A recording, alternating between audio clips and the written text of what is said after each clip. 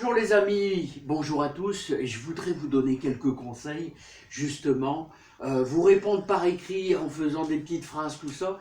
Alors j'ai pris quelques questions importantes pour ceux qui font des tomates dans le jardin, ceux qui font des tomates, des semis de tomates. Alors tout simplement les amis, où est-ce que j'ai trouvé les bacs?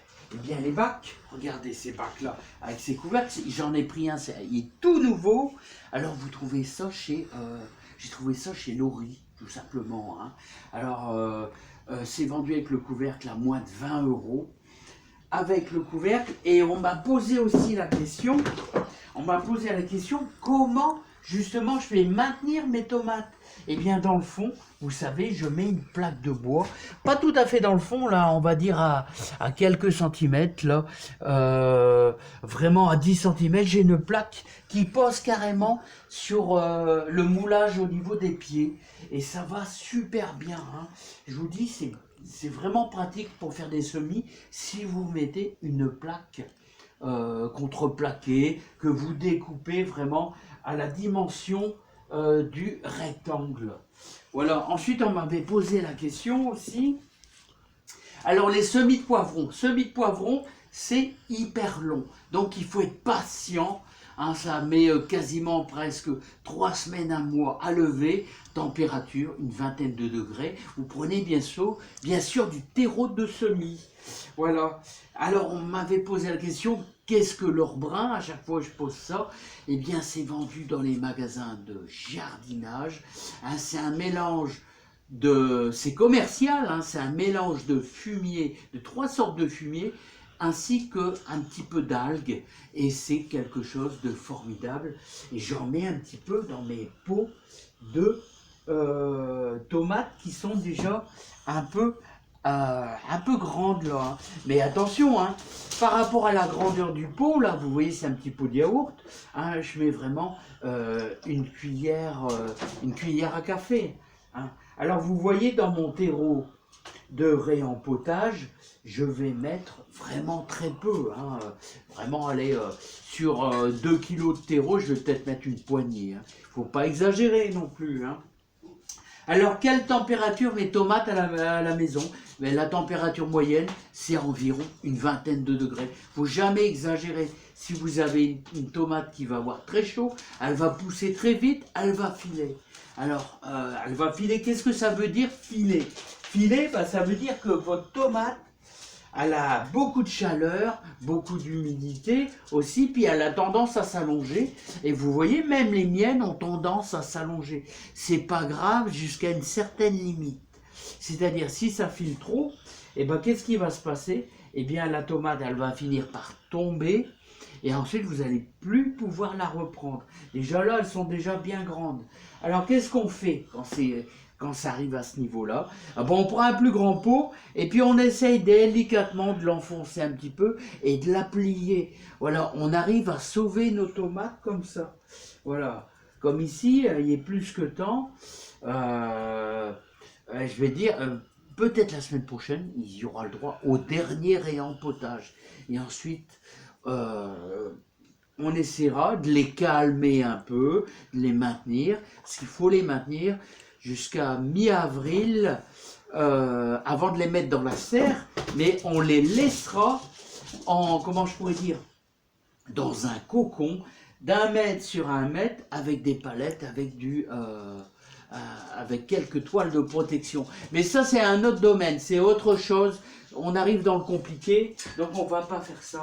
Je vais vous expliquer. On verra ça au mois d'avril. On l'a déjà fait l'année passée. Hein. Ensuite, les tomates qui végètent. Comment faire quand les tomates végètent?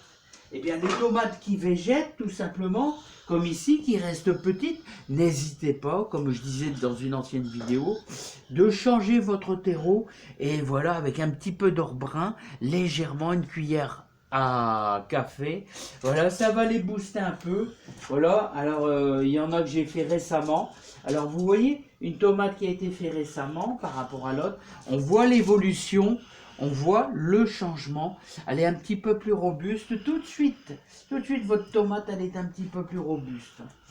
Voilà.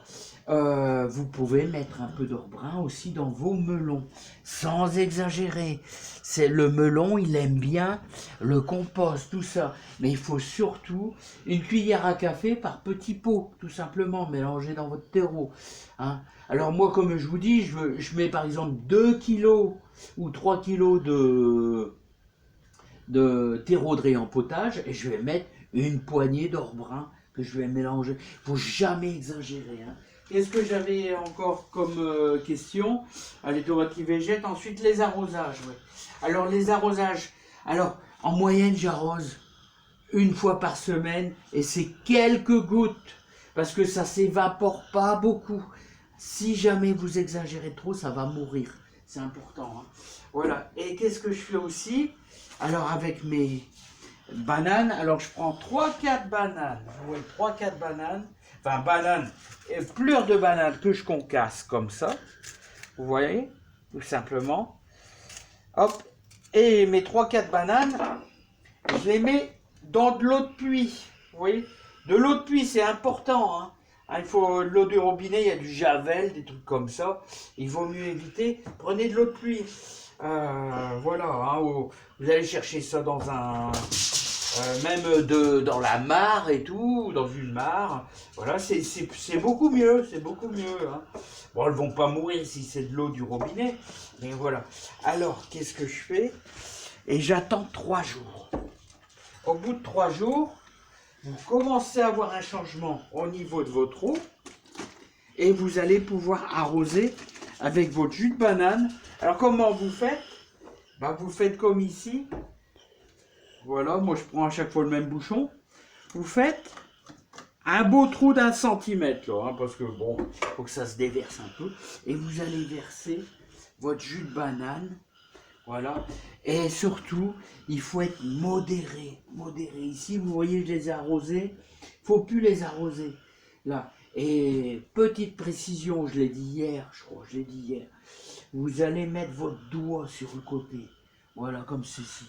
C'est humide. C'est humide. Et quand c'est humide, on n'arrose surtout pas. Il faut une légère humidité.